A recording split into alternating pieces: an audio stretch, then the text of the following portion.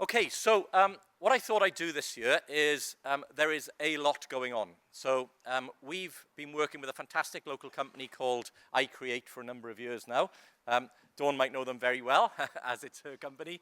And they do an amazing job of turning ideas into visual cues that people can understand what the plans will look like when delivered. So this is a fly-through that we're going to be taking to the International Investment Conference in Leeds later this year to showcase what's going on in Swansea. So when I play it, the stuff you see in colour is the stuff that's already delivered.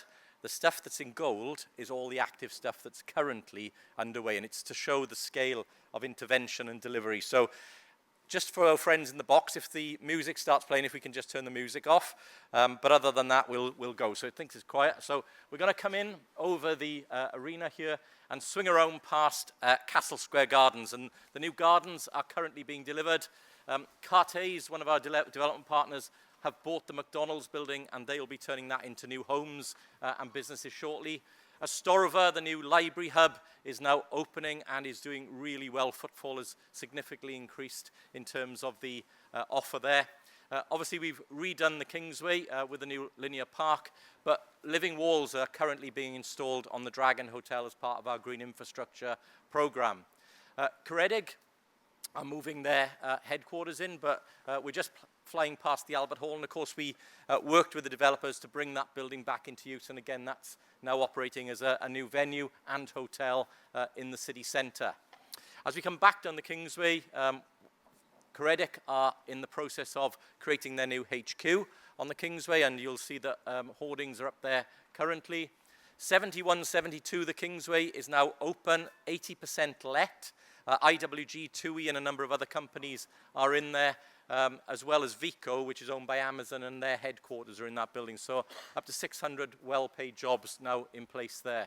Again, Cllr have bought the old Gwalia building, and they are currently in the process of repurposing that into offices.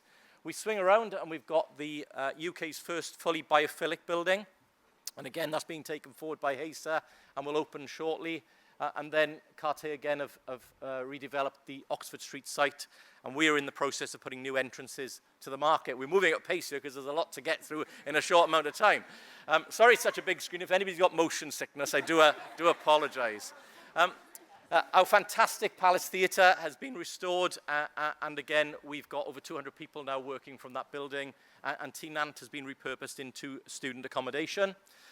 There's investment, further investment due into Swansea High Street Station as part of the Metro. Watch out for announcements on that in the next few weeks. Then down at Urban Village, again, Cody are taking forward the Kings Lane development, and if you passed there recently, you can see out-of-ground development taking place there.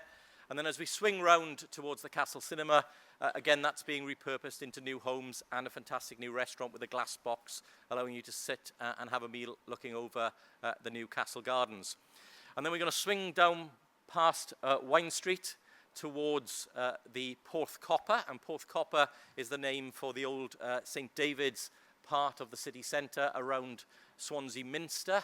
Obviously St Mary's Church is now a minster, and there's several £1 million worth of investment coming in as part of that. Cllr have completed Princess Quarter, and Red Kite are now fantastic tenants in that building, but Princess House is due to be done right next door very shortly. We are shortly to start building the new public sector hub as part of Porth Copper, and there are several large-scale developments in there, including a skills campus due to be created in that area. Coming back past then this fantastic arena, the new hotel is due to start construction later this year, just outside the new conference hotel, which will support events in this arena. We're going to swing now to the Civic Centre site, and as you know, we are busy moving out of that building at the present time, and Urban Splash, our development partners, will be taking control of that building in due course.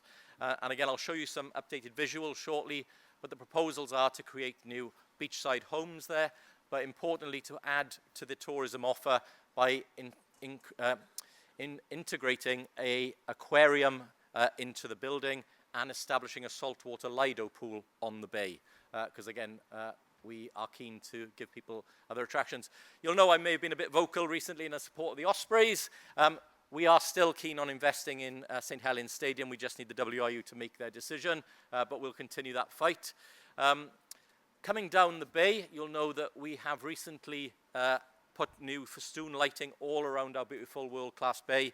More lighting is due to go in now on that remaining stretch from the slip bridge right up to the marina, so that those using the bay, especially in the winter months or in the evenings for running, etc., will have a safe place to exercise and enjoy. Down at the Swansea Bay Sports Park then, investment, about £20 million has gone in to create new facilities there, including investment in the Wales National Pool. And I think we're going to now pull back and swing over to Mumbles, where we will see the enhancements that we've made around the sea defences in Mumbles, and obviously the fantastic new promenade that's been created around the Mumbles area, which serves two purposes: protect the businesses and homes in the area, but also provide that new wider promenade for people to enjoy, which will be fully operational for this coming summer. And then we're going to swing back to the other side of the bay and go up the river. We are intervening in many spots in the river, so there's a riverside development we are taking forward with Lovells, which will include new riverside homes on the St Thomas side of the river, a new walkway on the west side of the river, which will allow you for the first time to get from the stadium right down to the marina without having to stop. Further works around the Penderian Whisky Distillery, a new laboratory building restaurant, the new engine houses, the historic engine houses being repurposed with cafes and worker spaces. And of course, this is directly opposite the work that's going on to create the Skyline development at the moment. So £50 million investment by the New Zealand company, 4 luge runs, adventure park activities, 450,000 visitors a year expected to that facility, and again, opportunities for local businesses to provide all the food and beverage and other opportunities at the top of the hill with the views over Swansea Bay. So not really much going on at the moment to manage. And again, just grab my breath.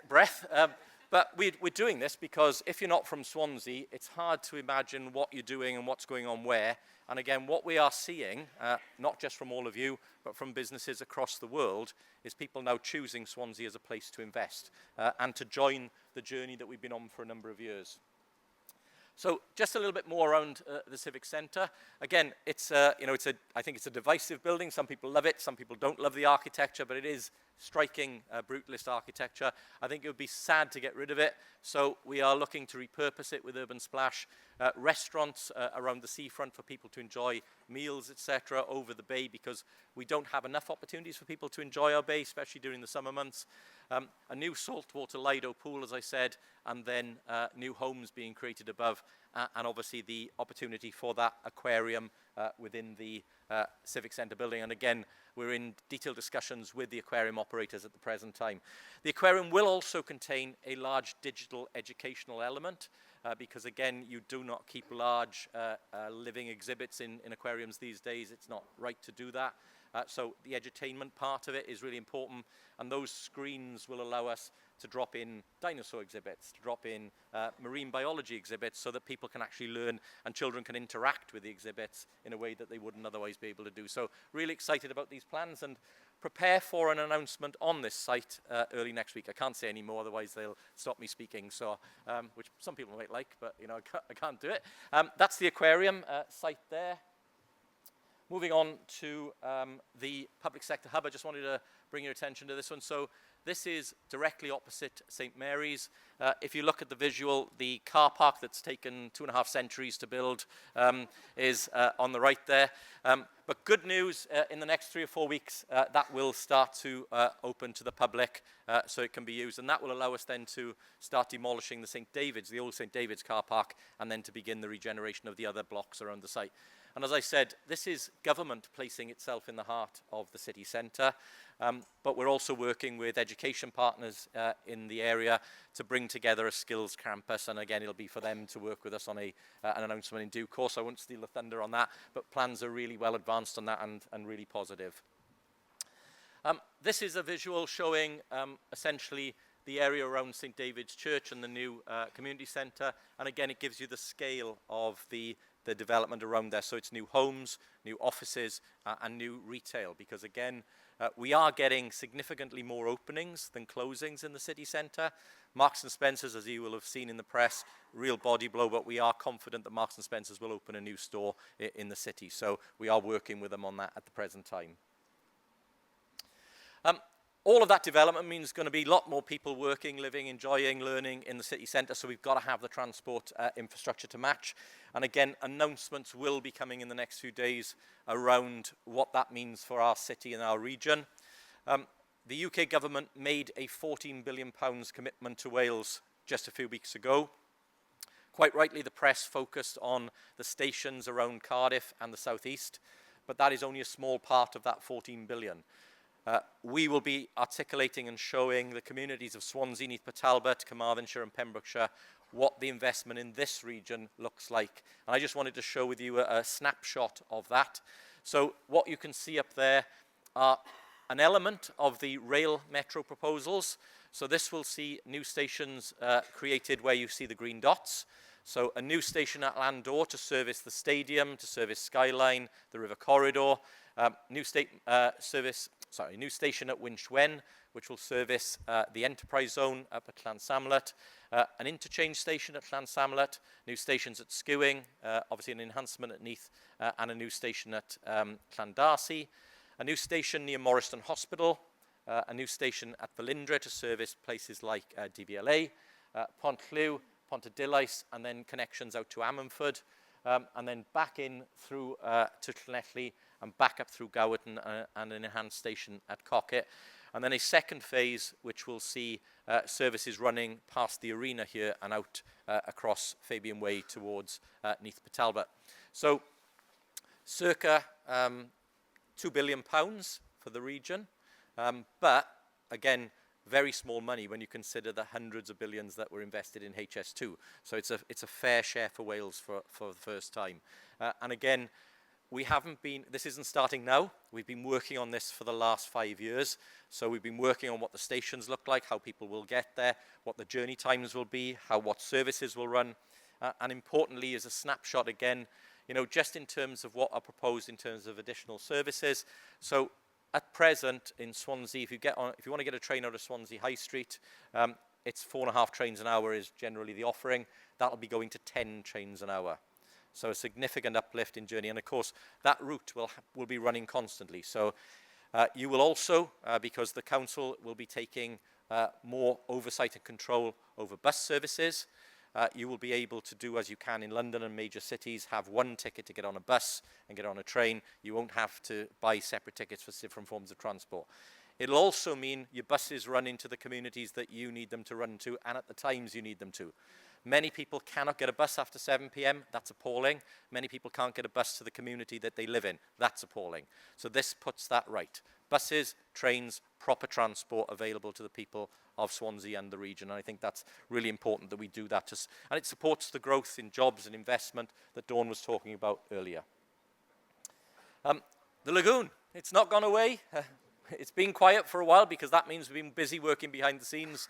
So the lagoon proposals, the company leading on this will be submitting the development consent order to UK government this year. As part of that, that will mean that there will be further planning applications coming to Swansea Council and Neath Council.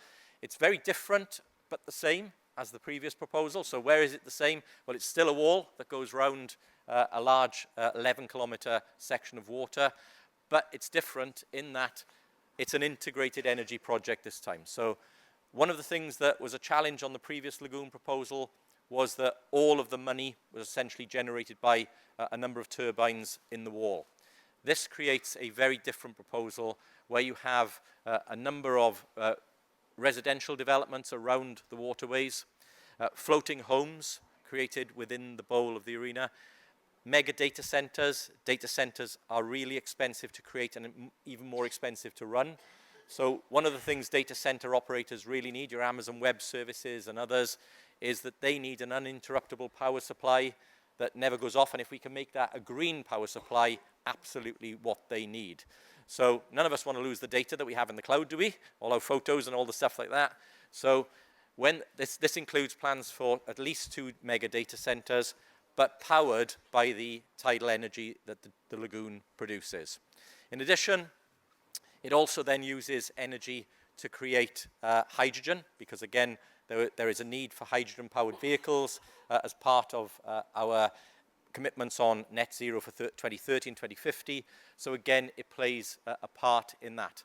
And then finally, it also creates a battery production facility, making batteries for the next generation of commercial vehicles. So again, Swansea playing its part in terms of the new green technology energy opportunities. And of course, if you're building a big wall and a port around the area, it also gives you an opportunity to create a port that services ferry crossings. And again, there is a team already of naval engineers working to bring roll-on, roll-off services to Swansea and the South Wales coast, connecting with ports like Bideford and elsewhere on the southwest coast. Really great opportunity for us. For people and for freight, etc., it cuts the journey time down to about an hour. It'll be a turn up and go service. If you've ever driven around to the southwest of England, as I do quite regularly, it's about a 3-hour journey if you're lucky. But also you think about how much fuel that burns and how much congestion that creates around the M4 and the 7 bridges. So if we can divert some of that to direct faster crossings using hydrogen-powered vehicles, ferries, then again, it's a great place to be. So again, we're working behind the scenes on that, but do expect some further announcements on that in due course. And just finally from me, there's a lot touched on there. Could say a lot more. More than happy, as always, to talk outside of the room around any of the tourism interventions, the economic interventions, the transport interventions. But I'm just so proud of what we are all doing together in Swansea, because no one organisation, no one business, no one party can do this on their own. It takes all of us coming together to make Swansea better. And to be honest with you, there is no better place in the world, in my opinion, to do business and to be successful. So thank you all very much for listening. I hope you have a great day.